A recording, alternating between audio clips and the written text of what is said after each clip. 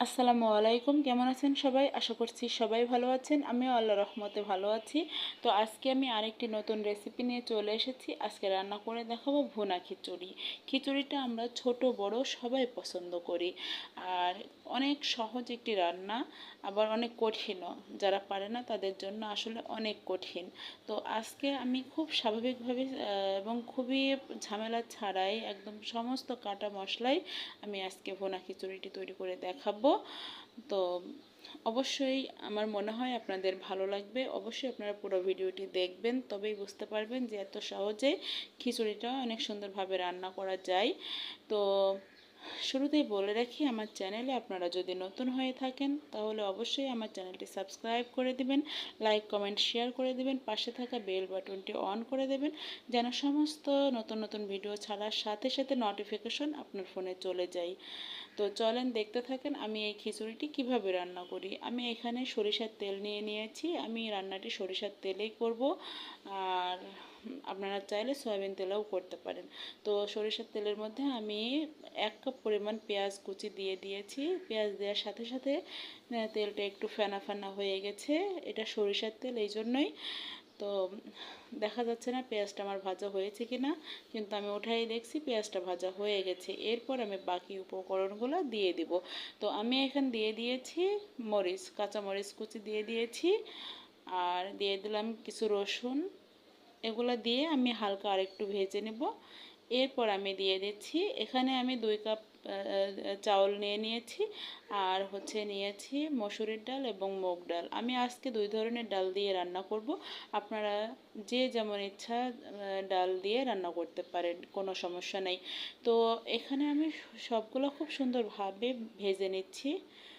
আমি একে একে অনেক মশলাই দেব, তবে আস্তে আস্তে দেব, সবগুলোই একবারে দিব না।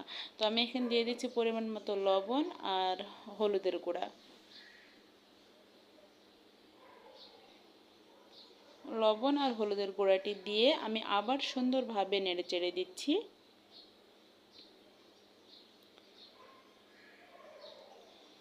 সবসময় নাড়তে থাকতেই হবে, না হলে নিচে পোড়া লেগে যাবে। পোড়া লেগে গেলে অবশ্যই টেস্টে ভালো হবে না। তো আমাদের খেয়াল রাখতে হবে যেন খিচুড়িটি পুড়ে না যায়। তো এর মাঝে আপনাদের কাছে আমি একটু রিকোয়েস্ট রাখতে চাই, আমার ভিডিওটি পুরোটাই অবশ্যই দেখবেন, কমেন্টে আমাকে জানাবেন আমার এই খিচুড়িটি কেমন হয়েছে। নেড়ে চেড়ে আমি আরেকটু ভেজে নিচ্ছি।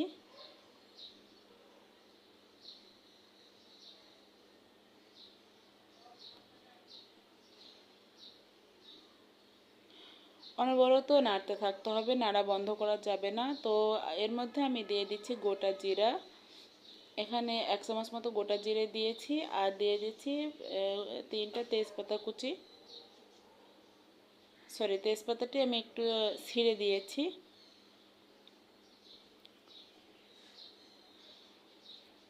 এগুলো দিয়ে আমি আবার ভালোভাবে নেড়ে চেড়ে নিচ্ছি। সুন্দর করে পোলাও চাউলের মতো করে পোলাও রান্না করি আমরা যেভাবে, সেইভাবে ভেজে নিতে হবে। এবার এর মধ্যে দিয়ে দিচ্ছি আদা কুচি, দারচিনি আর এলাচ। এগুলো দিয়ে আমি আবারও সুন্দরভাবে নেড়ে চেড়ে দিচ্ছি।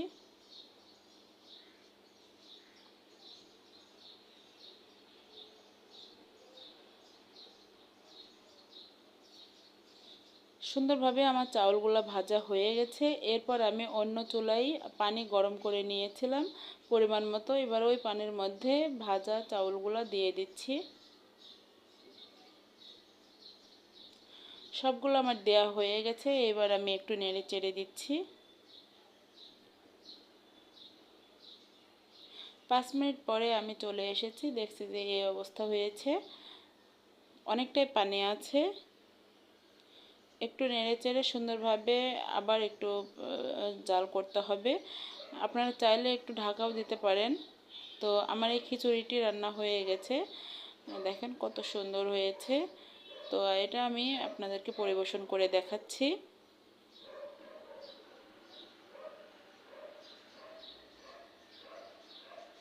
কত সুন্দর ঝরঝরে হয়েছে। মসুরির ডাউল এবং মুগ ডাউল সাধারণত অনেক সময় মসুরির ডাউলের খিচুড়ি রান্না করতে গেলে ঝরঝরা হয় না, কিন্তু দেখেন আমারটা অনেক সুন্দর ঝরঝরা হয়েছে। খুব সাধারণভাবে সিম্পলভাবে আমি রান্নাটি করছি।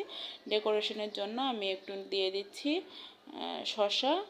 শসা আমি এভাবে কেটে নিয়েছি, আপনারা ইচ্ছা মতো কেটে নেবেন। আর দিয়ে দিচ্ছি এখানে পটল ভাজা। আপনারা চাইলে এটা মাংস দিয়ে কিংবা ডিম ভাজা দিয়েও খেতে পারেন। তো আমি আপনাদেরকে এটাই দেখাচ্ছি। ধন্যবাদ সবাইকে। আসসালামু আলাইকুম।